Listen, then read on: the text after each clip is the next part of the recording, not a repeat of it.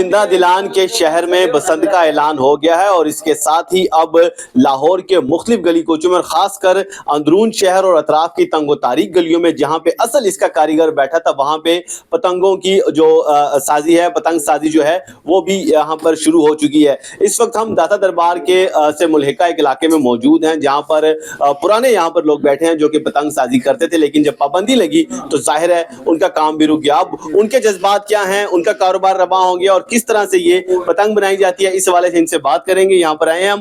السلام علیکم۔ وعلیکم السلام۔ کیا حال ہے بھائی جان، کیسے ہیں آپ؟ اللہ کا شکر ہے۔ سب سے پہلے بتائیں آپ کا نام کیا ہے؟ عبدالحفیظ۔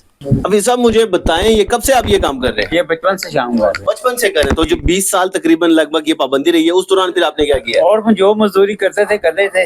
تو ابھی 20 سال میں بھول تو نہیں گئے آپ یہ کام؟ نہیں، جو بچپن میں کیا 20 سال تو پہلے کیا تھا، 20-30 اس کا پابندی لگی بھی چھوڑنا پڑ گیا، پولیس والے تنگ کرتے تھے کرنے۔ پھر تھوڑا باہر بھی کام کیا، پشاور میں کام کیا، کوٹے میں کام کیا۔ اب ہم خوش ہیں کہ ہمارے شہر میں کام۔ مجھے یہ بتائیں کہ یہ پتنگ تیار کس طرح ہوتی ہے؟ ایک عام آدمی کو سادہ سے زبان میں بتائیں کہ اس میں استعمال کیا کیا ہوتا ہے، اس میں کاغذ کون سا ہوتا ہے، اس میں جو وہ ایک بانس استعمال ہوتا ہے وہ کہاں سے لاتے ہیں اور کس طرح یہ تیار ہوتی ہے؟ بھائی یہ پاکستانی کاغذ ہے، فلائنگ کا ہے، چائنا کا بھی کاغذ آ رہا ہے، اور بانس برما سے بھی آتا ہے، بنگلہ دیش سے بھی آتا ہے، اور ایک آٹا شریش ہے، تھوڑا سا دھاگا اس میں لگتا ہے، یہ چیزیں اس سے گڈی بنتی ہے۔ دن میں کتنے پتنگ آپ بنا لیتے ہیں؟ دن میں 50-60 گڈی پتنگیں بنتی ہیں یہ۔ اچھا، اور 50-60 انف ہوتی ہے، گزارا ہو جائے گا؟ کیونکہ بڑے تھوڑے سے دن رہ گئے بسنت میں، تو کیا ڈیمانڈ پوری ہو جائے گی؟ ڈیمانڈ تو بہت ہے، اب جتنا ہو رہا ہے اتنا کر رہے ہیں، جتنا ہم ٹائم میں ہوتا ہے۔ چلیں جی، بات کریں گے۔ ہمارے ساتھ شیخ صاحب بھی موجود ہیں، شیخ شکیل صاحب، ان سے بھی۔ اچھا شیخ صاحب، آپ لوگوں نے بڑا بیڑا اٹھایا تھا جب پابندی بھی لگی، آپ نے بڑی پوری تحریک چلائی تھی، اب بتائیں جذبات کیا ہے، کیا سمجھتے ہیں 2 دہائیوں بعد پتنگ بازی جو ہے وہ صوبائی دارالحکومت میں دوبارہ ریوائیو ہونے جا رہی ہے؟ دیکھیں، بسم اللہ الرحمن الرحیم، سٹی 42 نے تو ہمیشہ ہی ماشاءاللہ عروج پہ ہی رکھا ہے کائٹ فلائنگ کو، اور ہمیں بھی انہوں نے عروج پہ رکھا ہے۔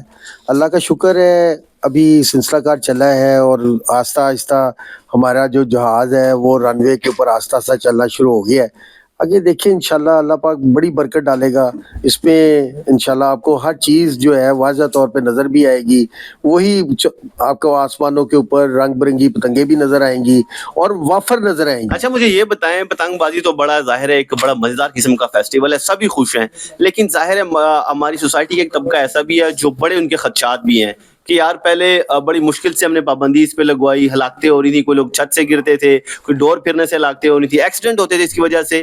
اب اس چیز سے نپٹنے کے لیے آپ کیا سمجھتے ہیں، کیا حکمت عملی ہونی چاہیے آپ کی، شہریوں کی، انتظامیہ کی؟ دیکھیں، جو مافیا تھا نا، وہ مافیا آج بھی سرگرم ہے، وہ نہیں چاہتا کہ لاہور کے اندر یہ ایونٹ ہو، اور اس مافیا کو جو اب ہم نے جو کنٹرول کیا ہے، اس سے ہم نے کنٹرول یہ ایسے کر دیا ہے کہ موٹر بائک کے اوپر روڈ جو ہے وہ ہم نے لازمی کروا دیا ہے۔ ہم خود بھی ایسوسیشن بھی، آل پاکستان کائٹ فلائنگ ایسوسیشن کی طرف سے بھی روڈ جو ہے ہم لوگ لگا رہے ہیں، اور آپ نے اس کو کوریج بھی دی ہے۔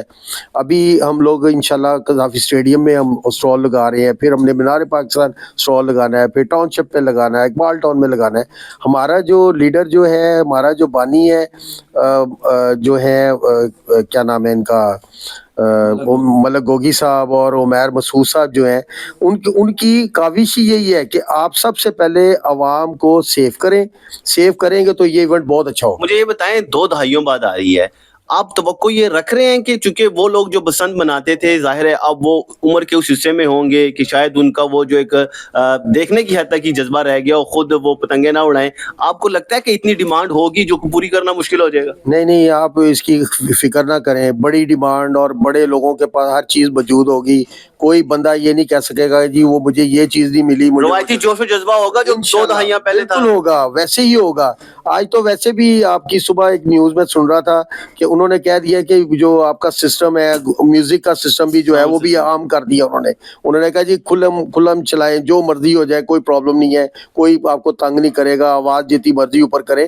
یہ ایک حسن ہے، یہ کائٹ فلائنگ کا حسن ہے۔ اچھا پھر یہ بتائیں کہ پھر تو 1 مہینے سے بھی کم وقت رہ گیا ہے، تو ڈیمانڈ آپ کہہ رہے ہیں کہ بڑی، آپ توقع رکھ رہے ہیں کہ بہت ڈیمانڈ ہوگی، ڈیمانڈ پوری کر سکیں گے آپ؟ چونکہ کاریگر سے بات کی، وہ کہتے ہیں 50 سے 60 بمشکل وہ بنا پاتا ہے۔ دیکھیں یہ بھائی یہ کام کر رہے ہیں نا، بڑی بڑی ٹیمیں کام کر رہی ہیں، وہ ایک دن کے 1000 1500 گڈے بنا رہے ہیں، اور الحمدللہ وہ اپنا کام جاری ہے ان کا، وہ آپ اس کی فکر نہ کریں کہ جی ڈیمانڈ پوری نہیں ہو سکے گی, سب چیزیں پوری ہوں گی انشاءاللہ تعالی. اچھا آخر میں اب میسج کیا دینا چاہیں گے, چونکہ پتنگ بازی پر پابندی اس لیے لگی تھی کہ اس میں ظاہر ہے لوگوں نے کچھ چھوٹے چھوٹے اپنے مفاد کے لیے کچھ ڈوریں اس طرح کی استعمال کرنا شروع کر دی جو کہ ایک خنجر سے زیادہ تیز ہوتی تھی, تو اس طرح کے لوگوں کے لیے کیا پیغام دینا چاہیں گے, اور خاص کر شہریوں کے لیے کہ وہ بھی ذمہ داری کا مظاہرہ ظاہر انہیں بھی کرنا ہوگا, تو کیا کہیں گے؟ دیکھیں میں نے پہلے بھی ایک بات آپ سے عرض کی ہے کہ وہ مافیا تھا, اس مافیا کو ہم نے کنٹرول کر لیا ہے, اور انشاءاللہ آپ دیکھیے گا ہر چھت سے بو کٹک کے آواز جو ہے وہ نعرے آئیں گے,